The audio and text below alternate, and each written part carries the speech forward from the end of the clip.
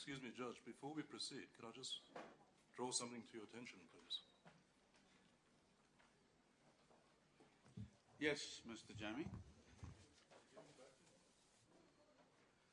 Judge, just before you came in now, my colleague, Advocate Makari, after I'd directed the witness to take his seat, and he went there with a copy of his statement, together with a copy of the witness bundle that he's had in his possession since he gave his evidence yesterday.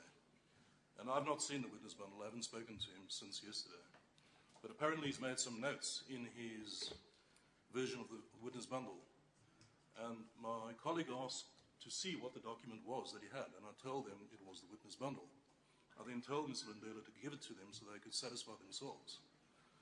They have now unilaterally, without a request, retained his bundle, the one with the orange flags, and given him, I don't think they have given him the bundle. So I'd like through you to ask my colleague to give the witness back his bundle. Yes.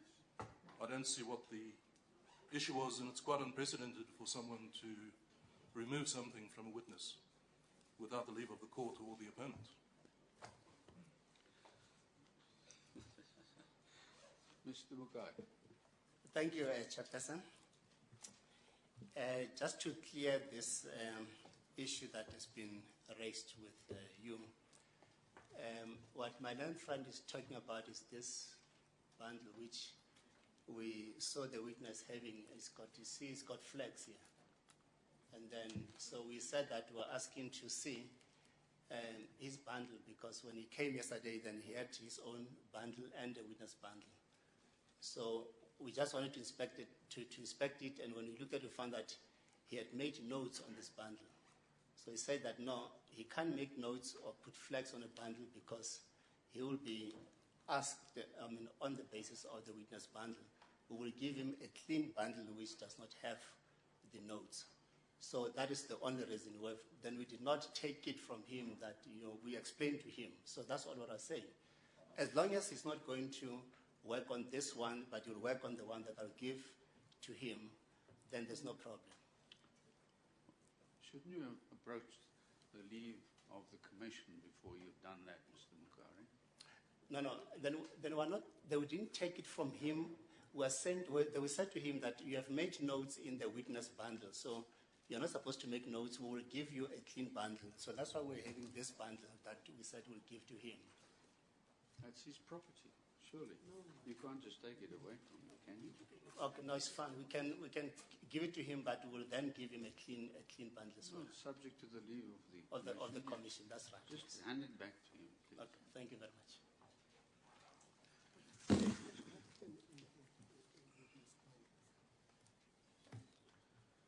I think you should do this with the leave of the commissioner, Mr. Mukari. Okay.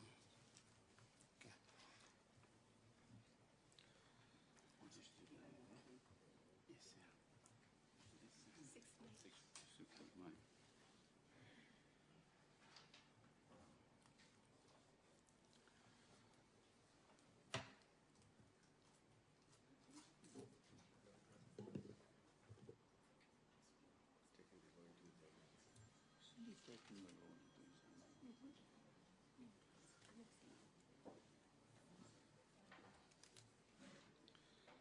All right. Now, Mr. Mashifu, you're still under the oath to speak the truth, the whole truth and nothing but the truth. And you are now going to be cross-examined by Mr. Mukari.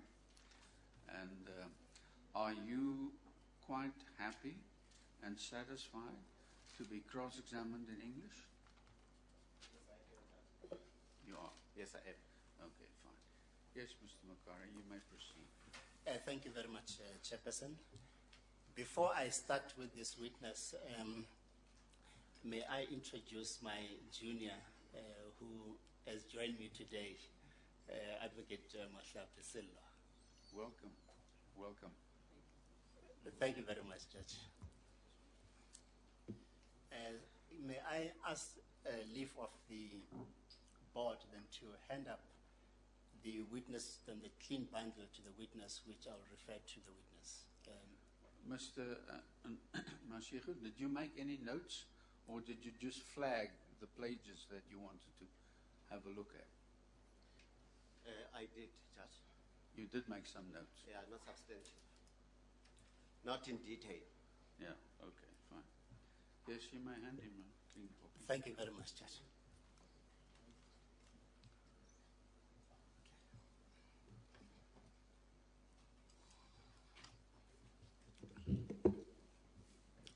Mr. Mashiko, good morning. Good morning to you too, Council. During August 2012, you were an employee of the South African Police Service. Is that correct? During August 2012, you were an employee of the SABC. That is correct. You were a communications practitioner of the SABC, am I right? You are right. Could you just speak closer to the microphone, please, Mr. Mashiko? I'm having difficulty to hear you. Just pull it closer. Some more? Yeah, thank you. Mine is fine, Judge. Yeah, I can hear you well. Oh, thank you.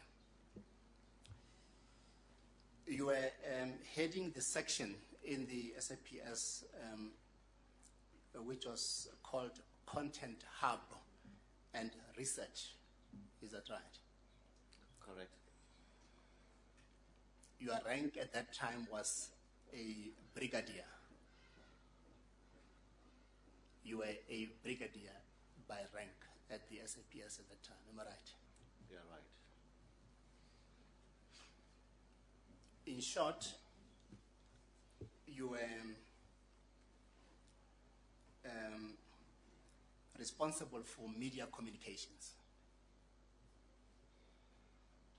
Will that be correct? If you are referring to me as a brigadier responsible for Content Hub, I was then no longer responsible for media. I had been laterally moved from media communication to head Content Hub. So that was in August 2012. When I was the head of Content Hub and Development. When you were moved from being from media communication to Content Hub. Judge, I'm not clear on the question posed by Council. Explain us your difficulty. He says I was responsible for media when I was heading the section Content Hub.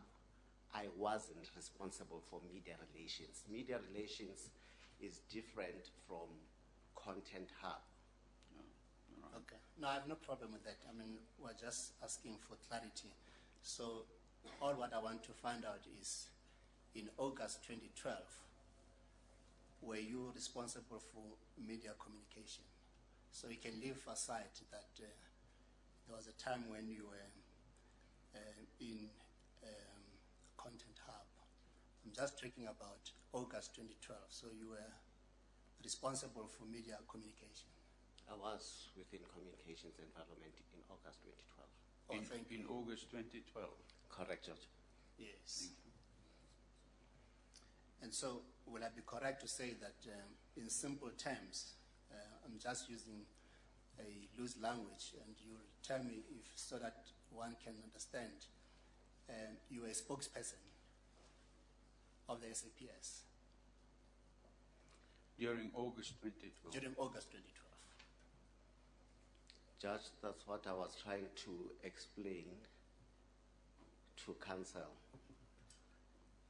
August 2012, when he is referring to me doing the duties of a media relations officer dealing directly with media, I was not doing that. When he refers to Content Hub, I was dealing with social media or new media as it is known. I was dealing with putting together content for speeches for the National Commissioner. I was not dealing directly with the media there. I had laterally moved from media relations, which is a section on its own that liaises with the media. I was now with Content Hub, which is more internal. If you say now, are you meaning on the 16th of August or the 15th of August, you were with Content Hub and no longer with media relations? Is that what you're saying? Yes, Judge. Okay. And you're saying that the duties of Content Hub is to write speeches for the minister, to deal with social media, etc. For the National Commissioner, What did I say? not Minister. I'm sorry. I have just elevated the National Commissioner. So you were writing the National Commissioner's speeches and dealing with social media. Is that now comments on Facebook and Twitter and things like that? You got it right, Judge. All right. And who was doing the media relations for drafting reports to the media on the 15th and 16th of August 2012? Who was doing that? When I was coming to it, then I was going to come to that, Judge. Well, I'm asking the question. Can you help us with that? Who was doing that? Pardon me, Judge, I'm trying to recall the years now and time. Yeah. Well, think back. Take your time. Okay. I'm inclined to think that by that time, an appointment was already made, I think, for someone to speak on behalf of the National Commissioner. I stand to be corrected. Okay. That's fine. We'll come to that. I'm going to help you. I can assure you. I'll help you. I know that it's a long time ago. Now, was Captain Adrio reporting to you during that time, August 2012? Was he your direct subordinate? Correct. I know that the chairperson has asked you the duties, but I just want you to recap for us so that everybody understands what were your general duties in your position that time in August 2012.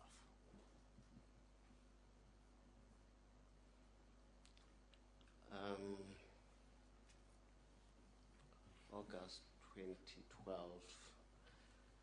You mean as... No, like when you wake up, you go to the office. As the and head? Really, what are you doing? I mean, what are your day-to-day duties? Just tell us, so that we know who we are talking to. We are taking ourselves way back August 2012. We want to understand what was Master Mashihu's duties. As a media relations officer, I was responsible to entertain all media-related activities. In short, that would include inquiries to respond to. That would include arranging press briefings. That would include writing and drafting press statements. All media-related core functions. Thank you. And you're stationed Just at head a minute. office. Excuse me, Mr. Kumura. You've now started that sentence with, as media relation officer. Just now I understood you to say you were no longer the mediation relations officer, that somebody had been appointed, and that you were in Content Hub. And now you say, as mediation relations officer, you were responsible for all media statements. I'm a bit confused now. Sorry, with due respect, Judge, I think the witness, and I think the transcript will bear this out, he said, when he was asked about the position, he was speaking about spokesperson for the National Commissioner. That's the term he used. What? He said spokesperson. He said he thought a spokesperson had been appointed back then, but he stood to be corrected. So I don't know whether, perhaps my learned friend can explore whether there's a difference, but the term he used was spokesperson. Well, nothing turns really on this. I mean, he has told me what his duties were at that time, so that's enough.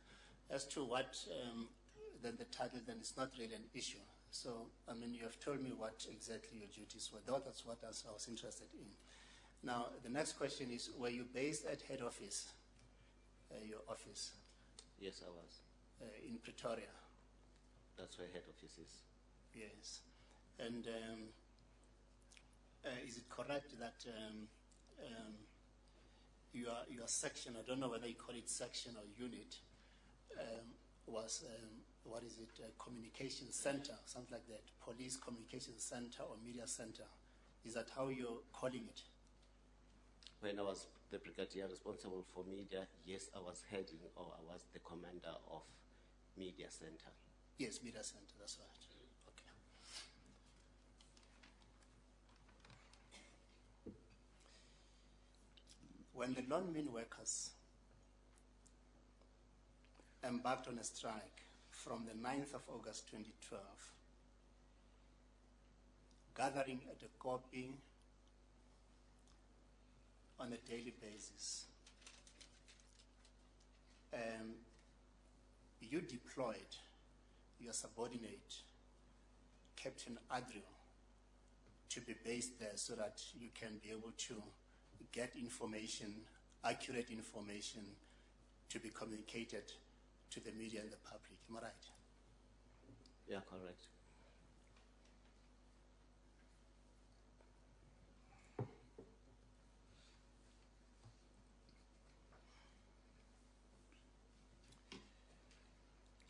And I think, you'll tell me if I'm correct, the other reason why you wanted Captain Adrian to be there is that, you know, the Marikana or the Lonmin strike was one of its kind, and the media has developed such tremendous interest in it.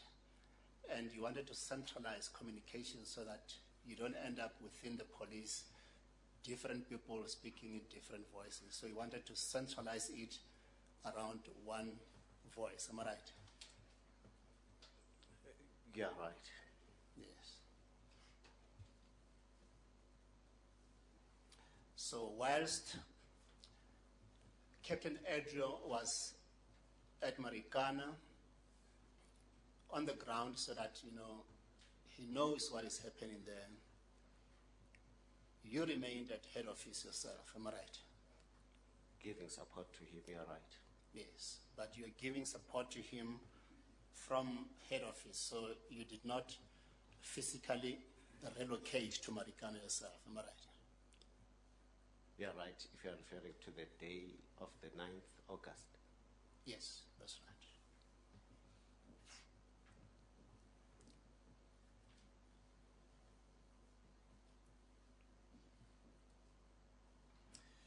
So, you're also not physically at Marikana on the subsequent dates, the 10th, the 11th, am I right?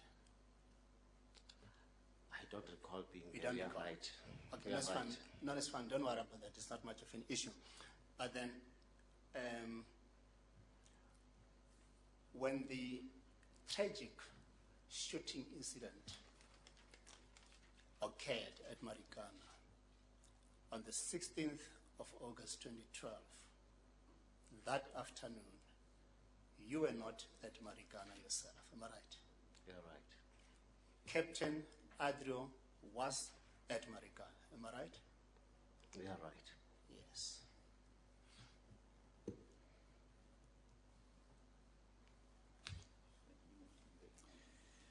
You know, Mr. Mashiaku, I can imagine the 16th of August 2012, I can imagine After the shooting incident had occurred, in full view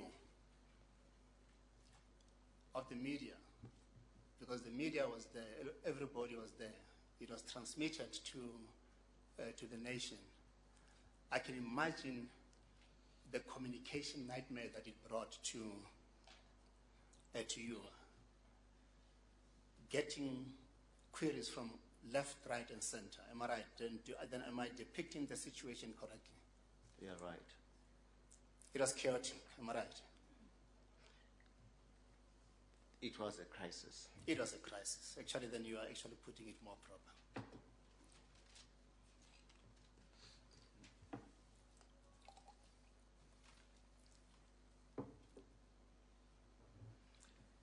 And at that stage, uppermost in your mind was to ensure that the media and the public are informed as efficiently, effectively, and as speedily as possible about what happened. Am I right?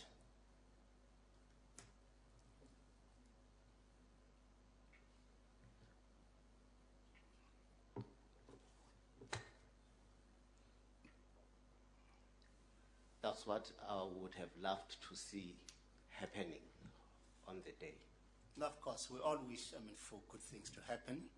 So, as the media person there, communication person, you are the head of that, and you know that there is so much pressure on the police because the media want to know what has happened and so on. And at uppermost in your mind is that we must communicate to the nation as efficiently as possible, but at the same time as speedily as possible, to avoid, rumor mongering and guessing. Am I right? Judge, I'm saying I would have loved to see that happening. Yes. But it was catastrophic on that day. It was crisis mode, and from experience, if I may share, I thought that we need not necessarily communicate with speed without facts, and communication had to be elevated because it was a serious incident. Indeed, it was really a tragic incident. The National Commissioner addressed the media, or addressed the nation, the following day, the 17th of August 2012. Am I right? Correct. And she read out to the nation on the 17th of August, around 11:30 in the morning, a media statement. Do you recall that? I recall that, but the time factor you are referring to is not correct. Yeah, wrong with the time, but the date is correct. Am I right? The date, you are right. Okay, thank The you. time factor once more is not correct. Okay, all right. Then are you able to recall the time factor? It was in the afternoon. In the afternoon, okay. It's fine. I'm not making issue with what time, whether in the morning or what. Now, what I'd like to know from you is, was there a media statement that was released which preceded the media statement that was read by the National Commission on the 17th of August 2012? On the same day. No, I'm just asking, was there any media statement which preceded, which was released to the public before the media statement which was read by the National Commissioner on the 17th? Judge, I need to be clear. A media statement issued. Yes. On the 17th, was there a media statement issued on the 17th, Councillor? No, before. Don't you see when I say preceding, was the media statement that was issued before, after the incident, then maybe just to confine yourself so that you're not all over.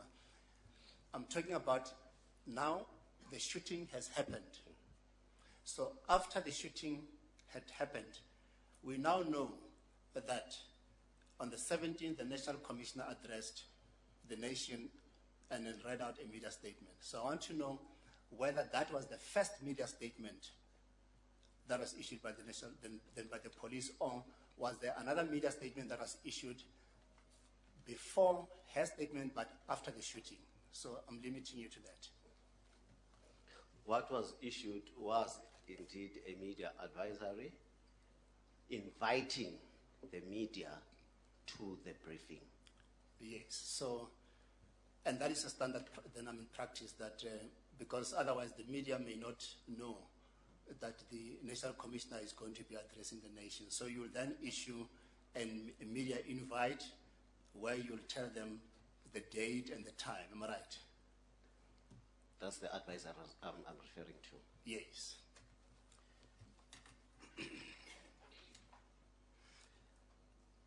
I want to find out who compiled that media invite. I had deployed Captain Dennis Adrao, and I was supporting him as I indicated earlier on. The contents of that advisory. No, I'm not going there. My question was a simple one. Who compiled I'm sorry. the media statement? That's what I want to know. Sorry, Judge. The witness was answering a very question when he was interrupted by Mr. McCurry. That is not my question. My question was to know who compiled, and that's all. So the witness was answering something else. He was about to answer the very question, Judge.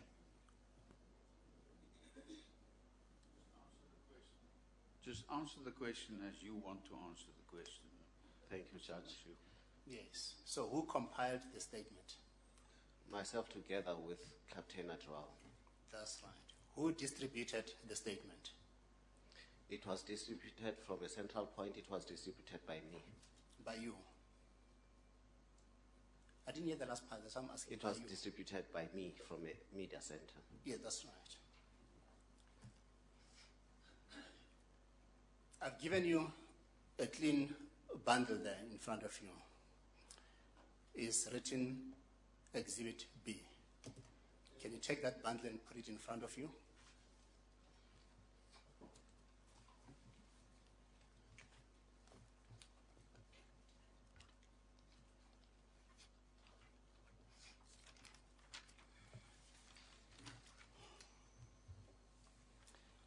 Can you go to page 135? I don't know if, Judge, you all have Exhibit B? Yes. Thank you.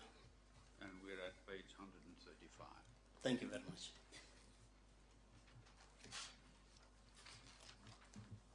Can you identify this document?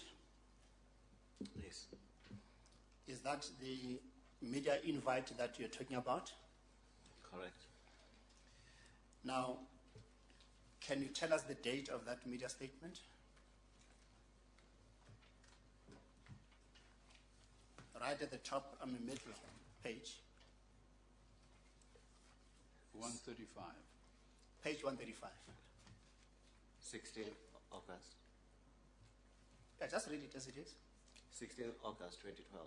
That's right. Can you tell us then to whom it is addressed to? All media.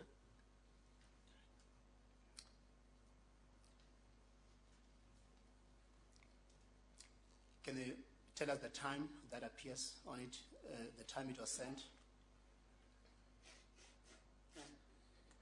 11:43. PM, that's what you've forgotten to mention. Do you see it? I see it, PM. That's right. Can you read the first paragraph of that statement into the record? Well, just before we go, PM, is that in the afternoon? So that's in the evening.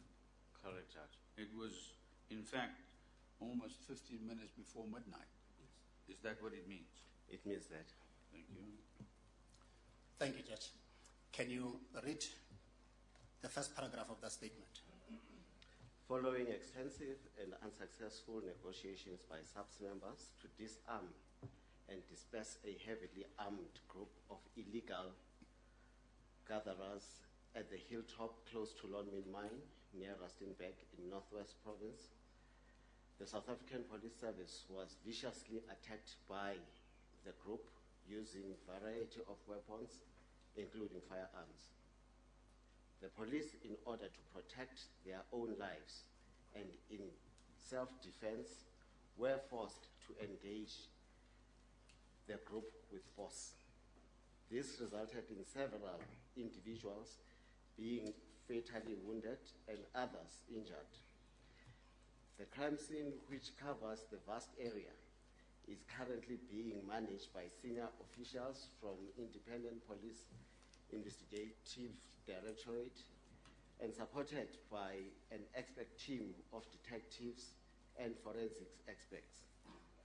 The National Commissioner of the South African Police, General Phiyega, and members of her top management are currently at the scene, appraising themselves of the situation which is still unfolding. Accordingly, in order to allow the investigations... No, the investigators.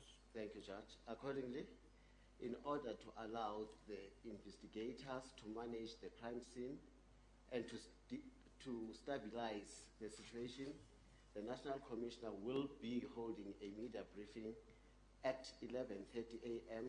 tomorrow morning, open brackets, Friday, 17 August 2012, close brackets, at Lonmin Training Center, open brackets, on the R27, just off the Moinoi Marikana off-ramp on the N4. Thank you Close very much. brackets. Thank you very much, Mr. Mashako. Well, although I only wanted you to read the first paragraph, but then I didn't want to disrupt you, then so you read all the paragraphs. But let's then go back.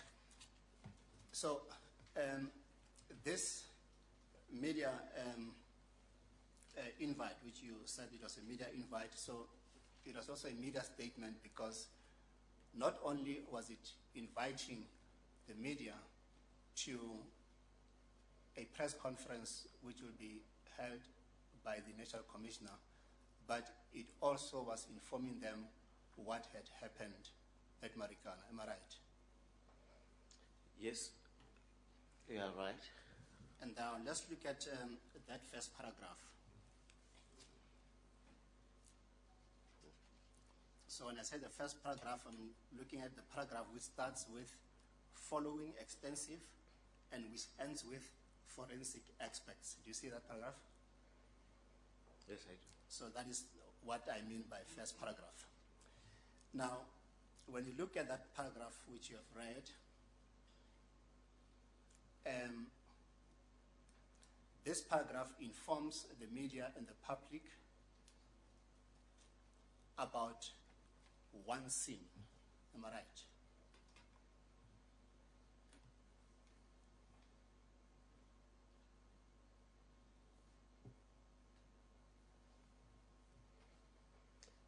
Help me out, Counsel.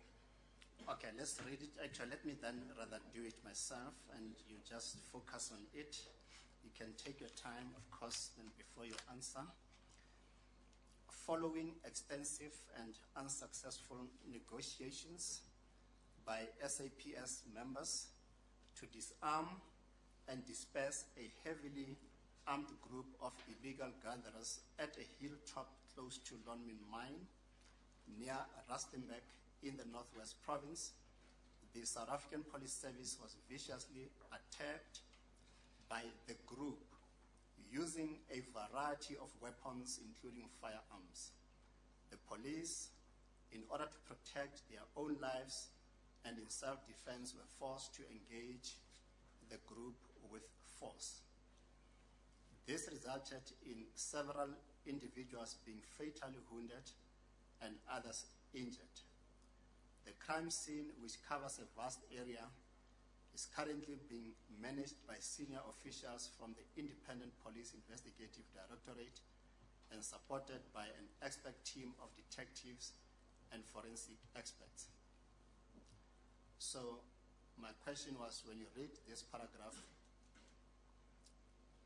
what does it inform the media and the members of the public about in respect of the scenes?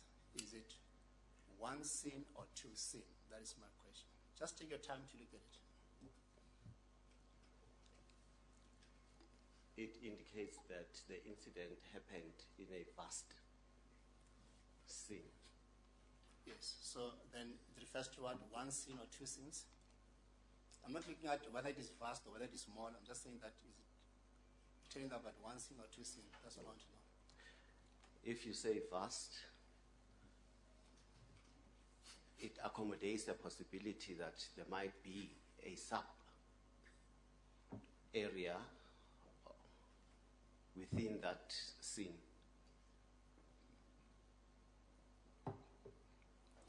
So when we speak plain English, in terms of singular and plural, I mean plural, does it talk of any plural there? So speaking just simple English, plural and singular, does it say, then do you understand it to be talking of more than one scene? Plain English. It refers to a scene, one scene. That's right. Just, I didn't follow the question, Mr. Mukari. Now I was just saying to him that just plain English, in terms of plural and singular, when he reads this paragraph, does it depict one scene or two scenes? That it says one scene.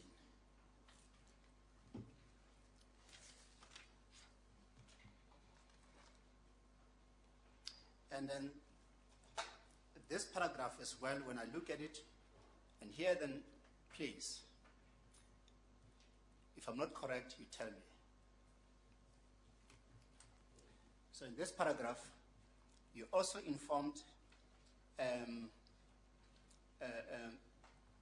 the media and the public that the SAPS members were viciously attacked by a heavily armed group of illegal gatherers who were at the hilltop close to the Lone Main Mine. Am I understanding correctly? Yes, I was informing the media. That's right. You are also informing them, if I understand the contents of this paragraph, that in order for the police to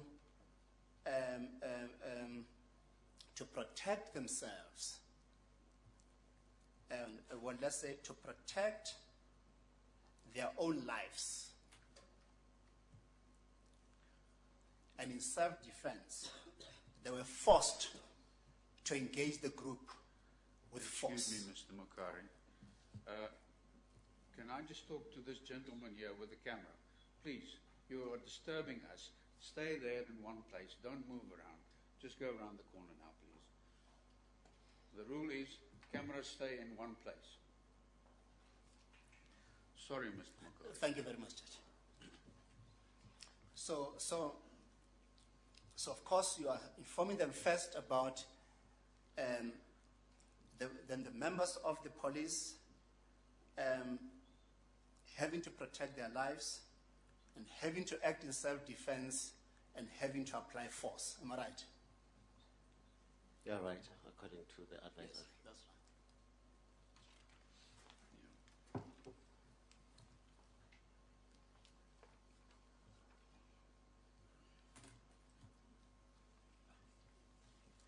And of course, then you then inform them about this crime scene, which was vast.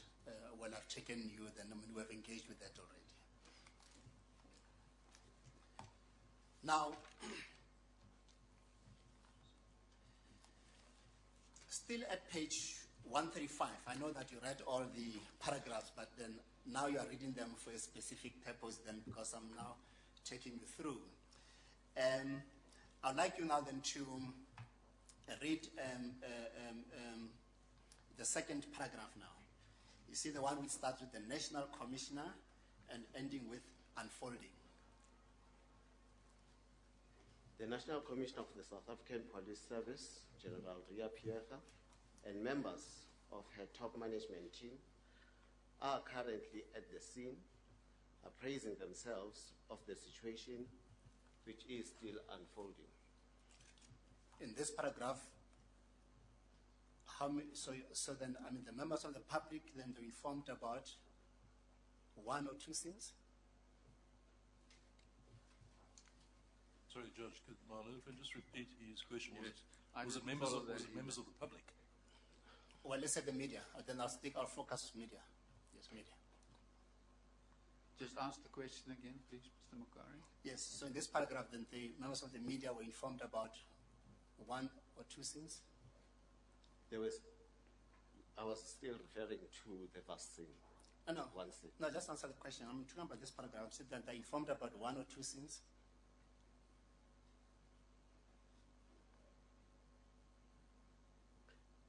One thing. Thank you. Then can you turn the page?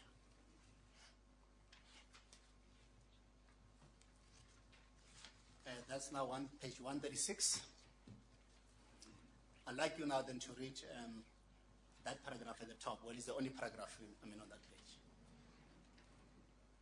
Accordingly, in order to allow the investigators to manage the crime scene and to stabilize the situation, the National Commissioner will be holding a media briefing at 11:30 a.m. tomorrow morning, Friday, 17 August 2012 at Lonmin Training Center on the R27 just off the Moinoi Marikana off-ramp on the N4. Thank you. In this paragraph, you're informing the media about one or two things? Still one thing. Thank you. Now, can you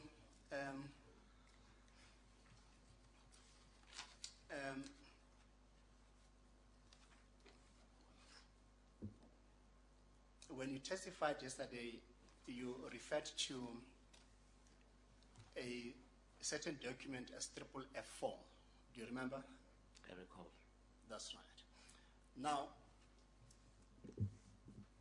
during that very same night,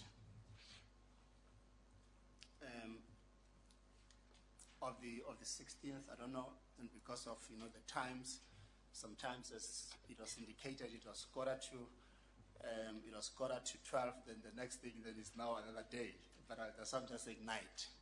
During that night,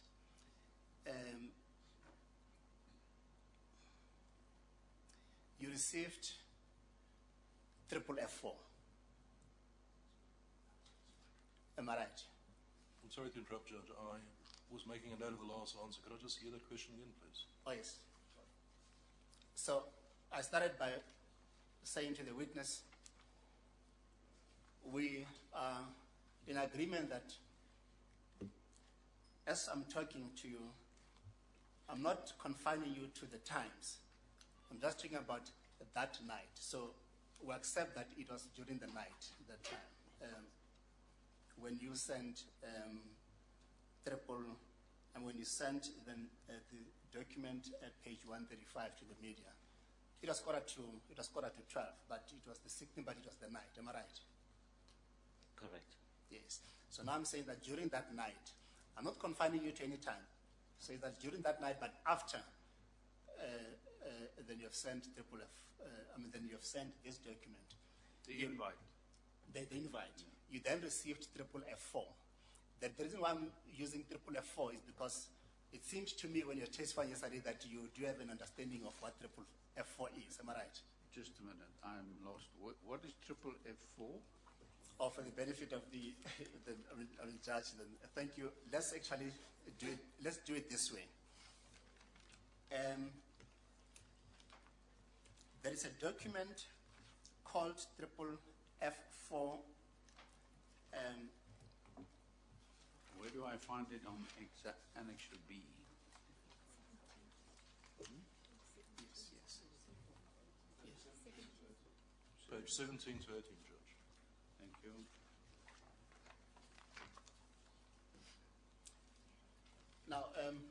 just to place it in context so that then there's no confusion, we are sticking to the identification that was used at the Farnham Commission of Inquiry. Yeah. The document was identified as triple F4, so we stick to that identification. No.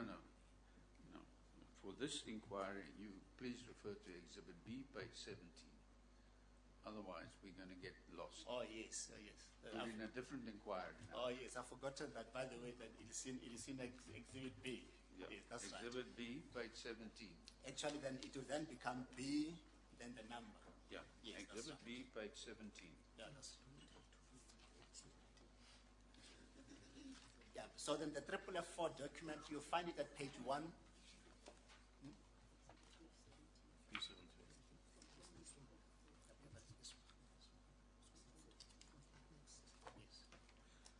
It's fine. Is Mr. Yes, Macquarie, it's fine. It's okay. is that the same document we find in Exhibit B on page 140? Yes, it's the same document. So I want to work from the one at 140. I want to work from page 140 of 140. Exhibit B. Yeah, All right, yes. fine. Just for I'll my do that. logic, just for my logical sequence. Yes, all right.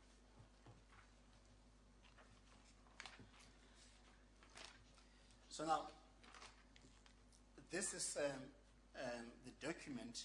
I don't know if you managed to go to page 140.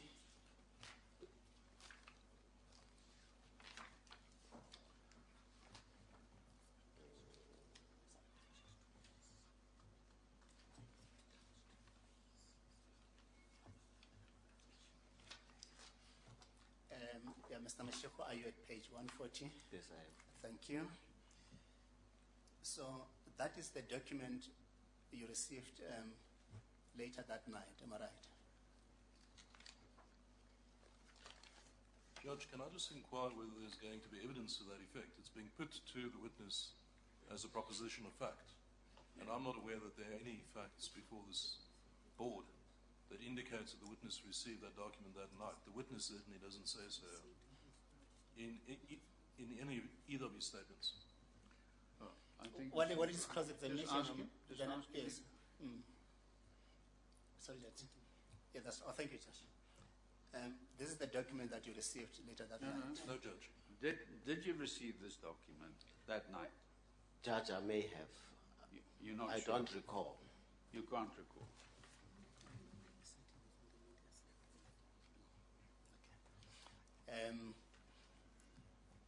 Is it correct that during the night of the 16th, after the shooting, you were not at Marikana, you were still in Pretoria, am I right? Yes. That's all.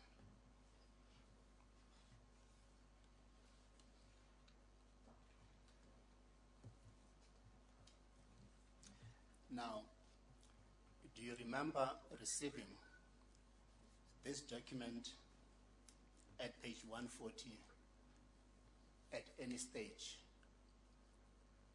that night?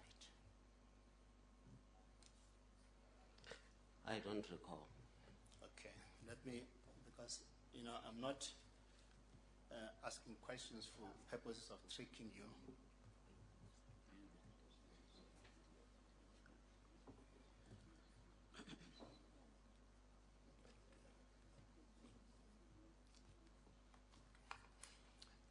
Do you remember receiving this document at all? No. Mr. Macquarie, I think you're confusing the witness. Yesterday he spoke about receiving a memory stick, and on the memory stick was this document. Is that correct, Mr. Mashiko? That's correct, Judge. Oh, okay, then it's fine, because if that's how then he wanted to understand it, then I take no issue with that for the purposes of the questions I'm asking for now. But then we'll deal with that. So now, let's work on your evidence yesterday of the memory stick, that you received a memory stick. Inside the memory stick, was it this document? As far as I can recall, it is the document. So it was this document. It was this document. On page 140. Yes. As far as I can recall, it is. It It is this document. Yes, as far as I recall. Yes.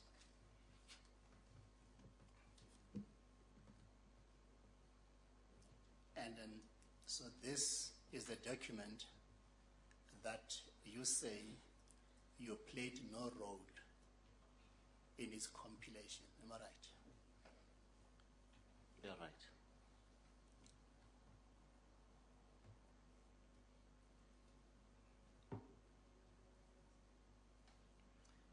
And your evidence is that you received it through a memory stick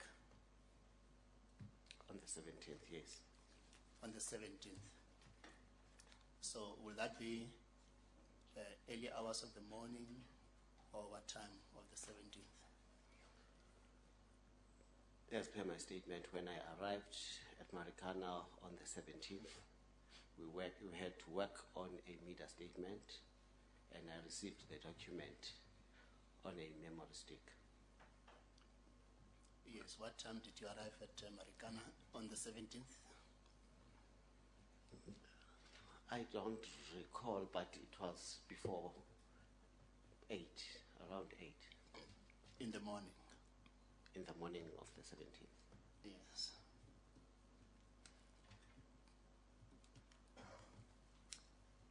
And this is the document that you say that you got from, I mean, which was contained in the memory stick, which you got from Scott and from Captain Adrio. Am I right? Yes, I got it from Captain Adro, who obtained it from Colonel Scott. No. Then who told you? Because you will not know yourself that you obtained it from Scott. So who told you that you got it from Lieutenant Colonel Scott? Am I right? We were in the same office space. Oh, I see. So Scott came, it was you and Captain Adrio, and then he then gave that memory stick to Captain Adrio. Yes, Captain Adro, in my presence in the same room, got it from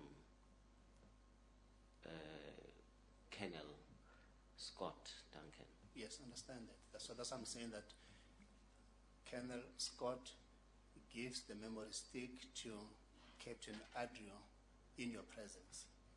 Yeah, I remember witnessing that. Yes, that's right.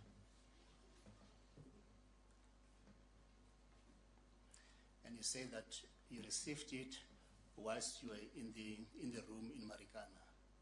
Correct. Yes.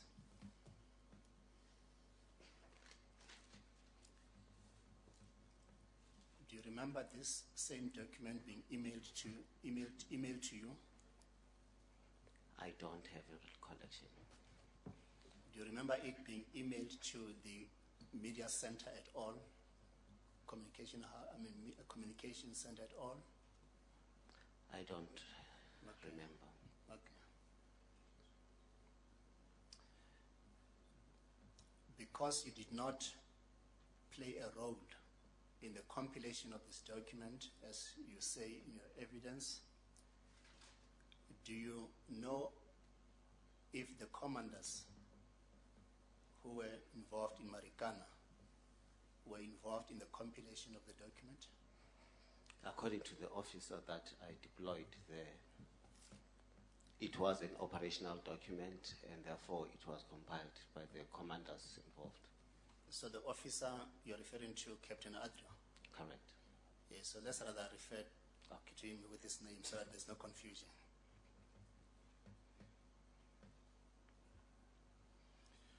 Did I understand you to say Captain Adrio was involved in the compilation of this document?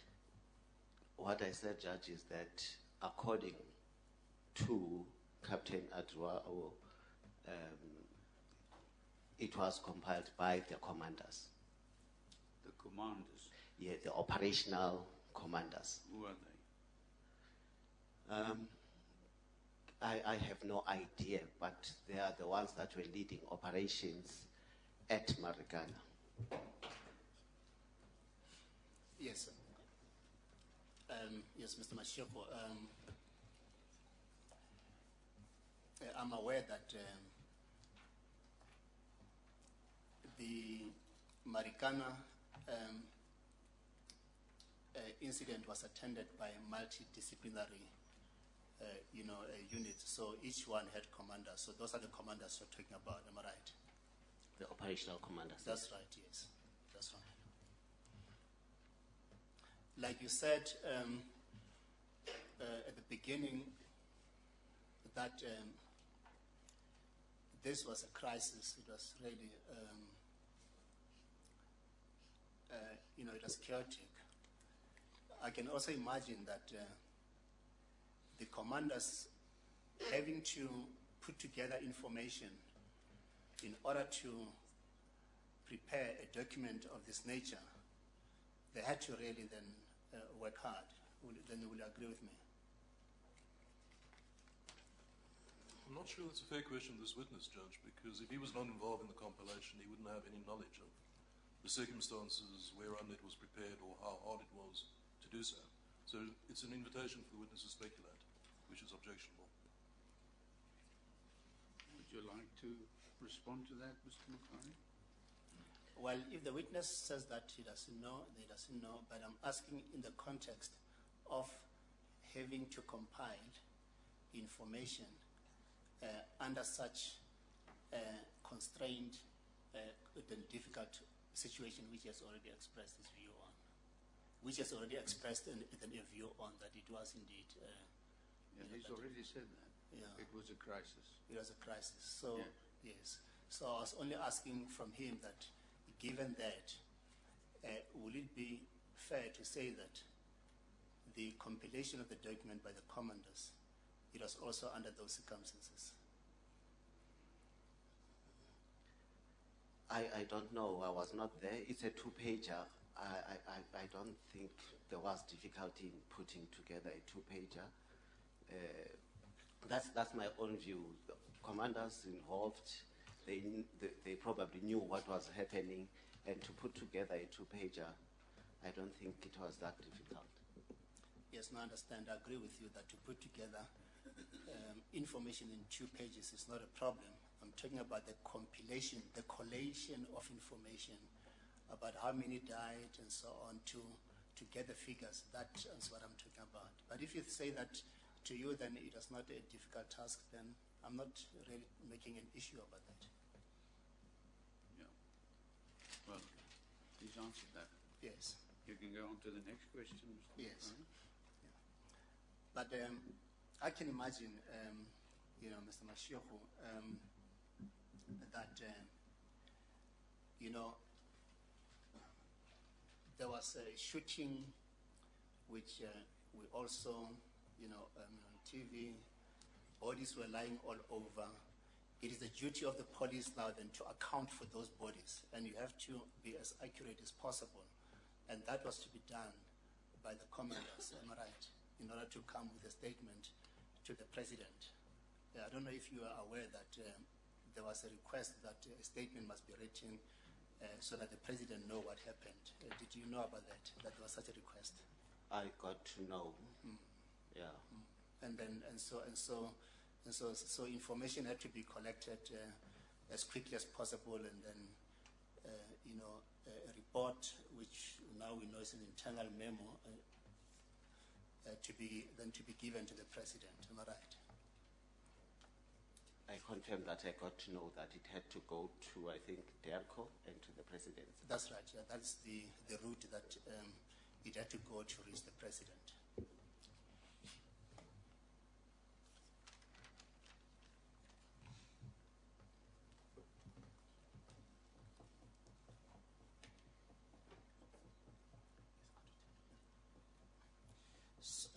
So now we have this document in front of us at page 114.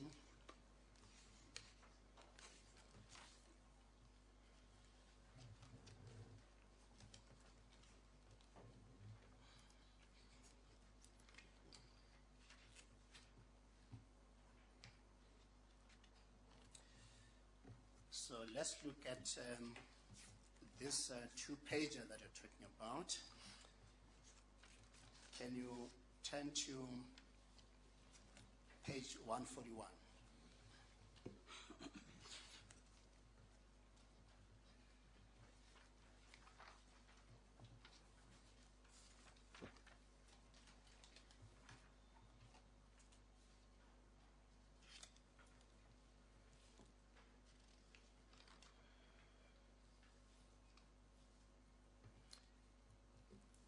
The paragraphs are not numbered, so we will just have to count.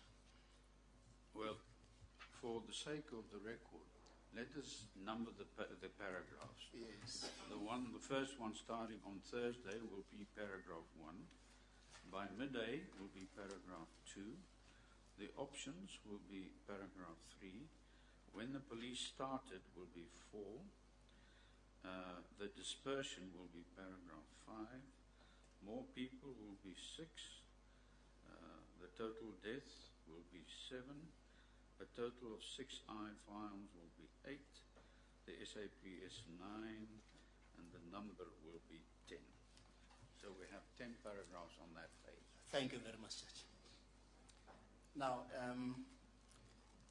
can I take you to, at page 141, to paragraph 4.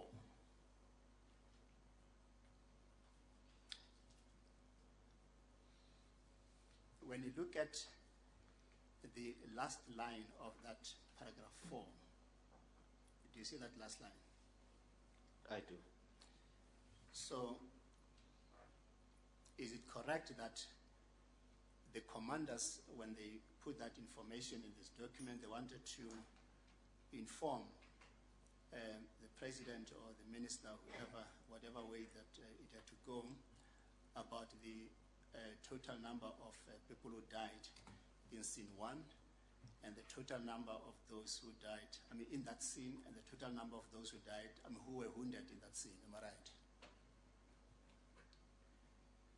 Yes, you could be. And then when you look at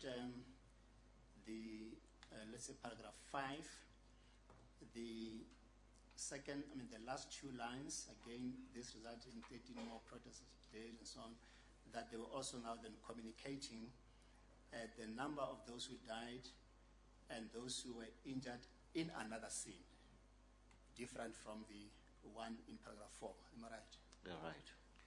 And it's correct that it has been called scene 1 is paragraph 4 and scene 2 is paragraph 5. Is that correct? I think so, Judge. Yeah. Yes, I'll just correct, just to put it, there's nothing, then there's no issue about that, Judge. We can place it on record that this were regarded as scene 1 and scene 2 at the Farnham Commission of Inquiry. That's right. So that's common cause, yes. That's what I want to know. That's right, yes. I just wanted to make sure that scene 1 is paragraph 4 and scene 2 is paragraph 5 Yes, that's right. on page 141. That's right, Annexes. yes. Yeah, that's right, that's right.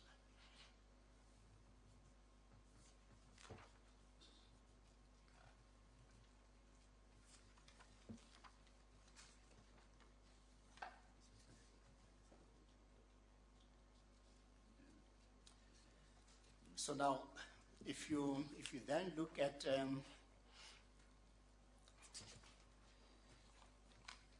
this paragraph 4, the last sentence.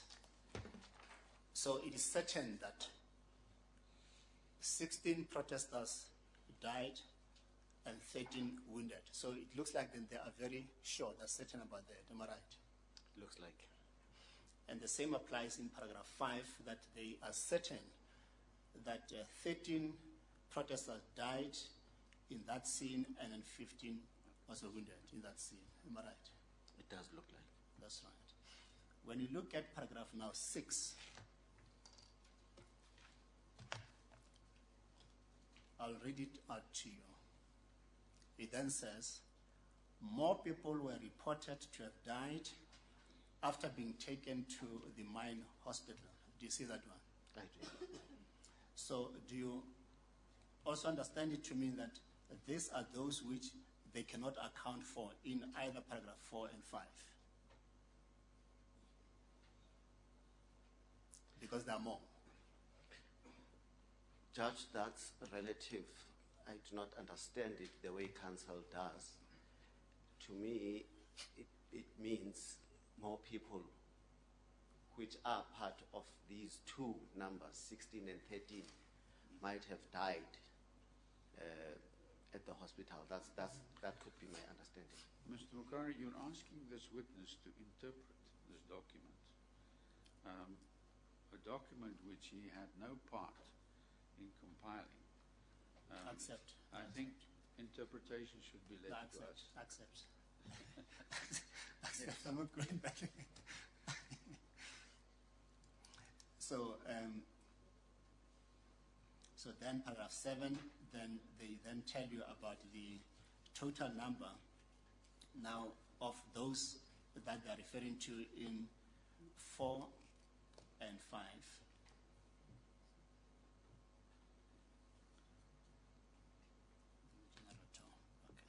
So anyway, then paragraph 7, then they now then tell us that this is the total number of those who died, and this is the total number of those who are critically injured. Am I right? Well, that's simply what they're saying. They're saying the total death toll of the protesters currently, because they're taking off at the time when they are writing they are preparing their report, is 29, with more than 71 critically injured and others being treated for minor wounds. So that's all what they're communicating. Am I right? That's my understanding as well. Yes, that's right. well, where does the 71 come from, Mr. Mukari? Because 29 is the total of 16 and 13, but 71 is not the total of 13 and 15.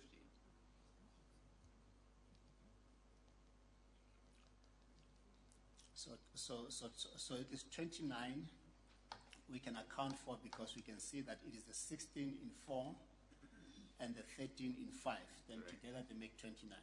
So that is fine.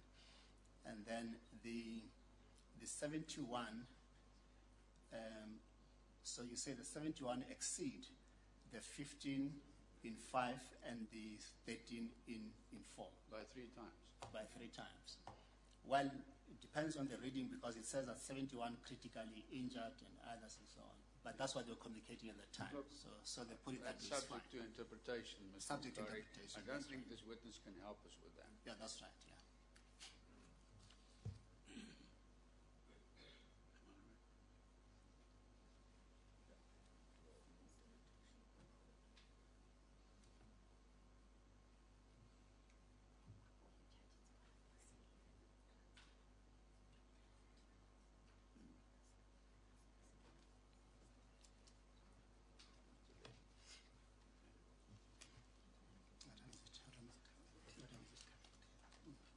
I'm not sure what time is it. I'm just looking at the sequence of my questions. I don't know if it's the tea time or whatever. Then if it's so, then we can just break for tea, then so that I can move to the next topic of it. Would you like to break for tea now, Mr.? No? All In right. your hands, Judge. Shall we break for tea? Thank you. Good, will it, Jen? No.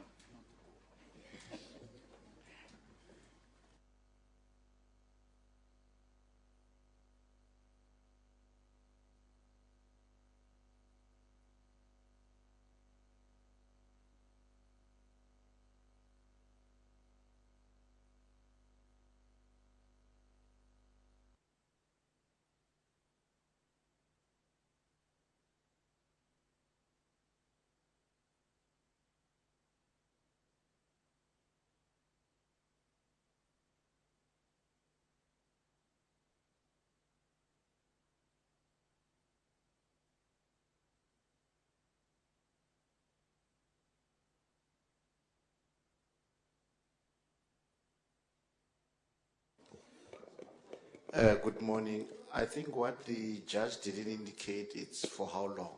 So the tea break will be for 15 minutes. Thank you very much.